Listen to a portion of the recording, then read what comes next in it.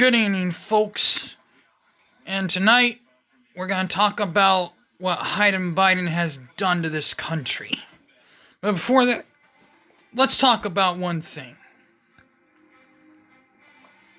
Trump and Biden are both supercell thunderstorms.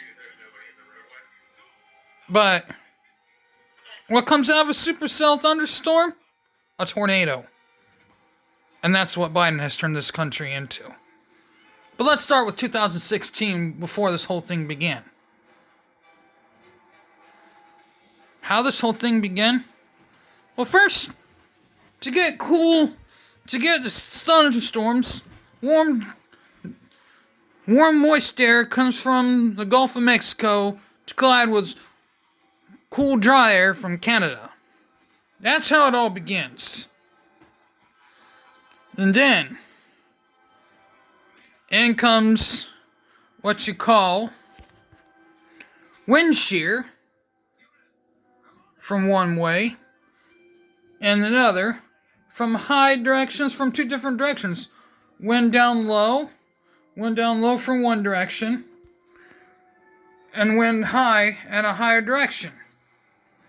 When they collide, a little bit of rotation begins. Rotation begins when they collide. But then the updraft from wind come from one direction goes up, forcing the rotation to begin with the clouds going up from the storms. Which is what Donald Trump was. He was just the storm. He was the beginning of the storm, and he caused the rotation to begin. And boy, was he really hammering. He was hammering people to tell him what to do. And he sure did tell them how to do the job.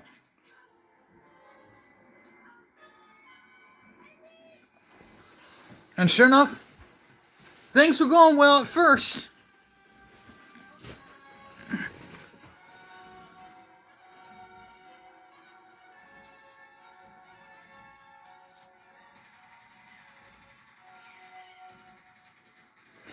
But, however, then, when Biden came along with that rotating thunderstorm, what he did, form that funnel cloud. Then the air comes from there, forms the downdrafts from two other sides, comes together, and forms that funnel cloud. And down came that funnel cloud, and it's been down since. It's just causing disaster left and right. Gas prices going sky high, and now we just hand over Afghanistan to the Taliban.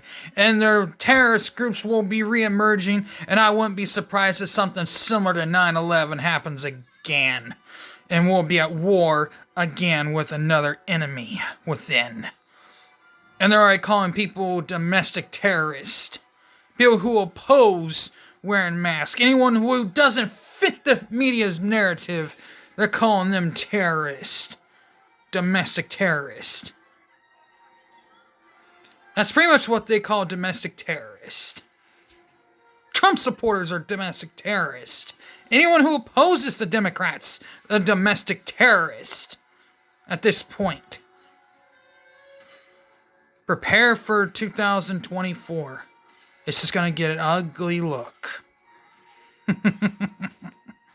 I'm warning y'all. And now, on to the part where it's going to make everybody happy.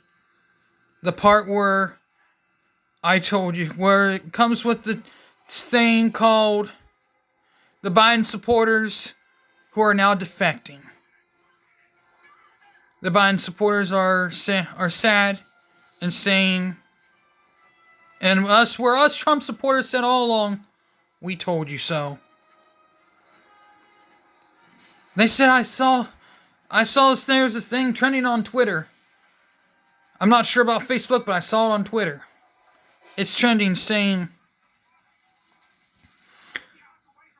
regretting voting for Biden. Oh my gosh. The amount of people over there, and the amount of people that have likes on their hearts of likes under their comments. Oh my gosh, it is like unbelievable. One says Trump 2024, like like 550 likes. Oh, I cannot believe I voted for this moron. I mean, I could go on and on about how many. There's like over hundreds of them. And some people say, you made your bed, now sleep in it. And that's the phrase that goes for all these Biden supporters. You made your bed, now sleep in it. This is who you picked. You picked a person who has absolutely no idea what goes on around him. Now you can sleep in it. Because this is who you picked to be your so-called, I can't even say president, because he has absolutely no idea what he signs.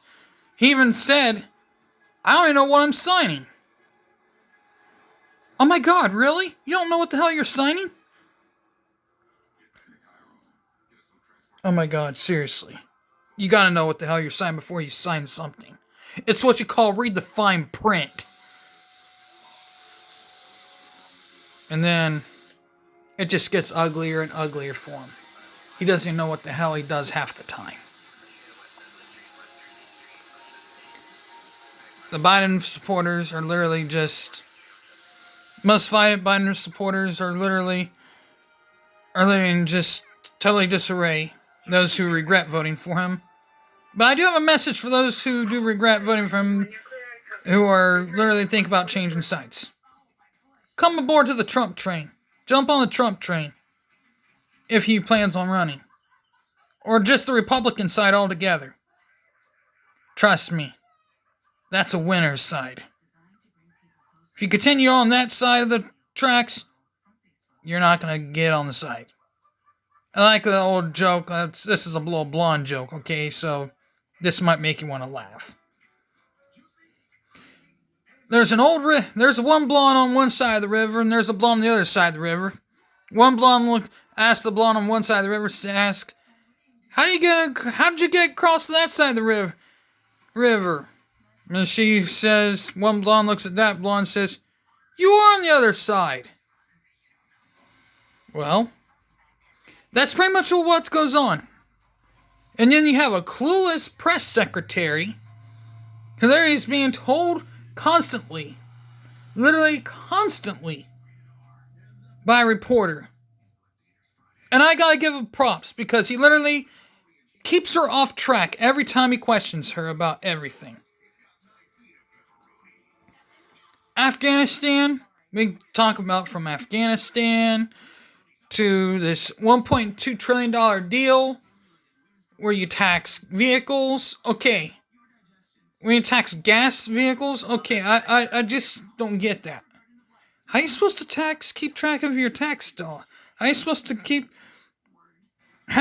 that? I don't get it. And then they say we're not supposed to raise taxes on the middle class. Well, guess what? He's a politician. You people thought you could just trust politicians? That's not how this works, people. He bought your votes. He said free education, he would do free education for you. You should have known better. Politicians would say anything.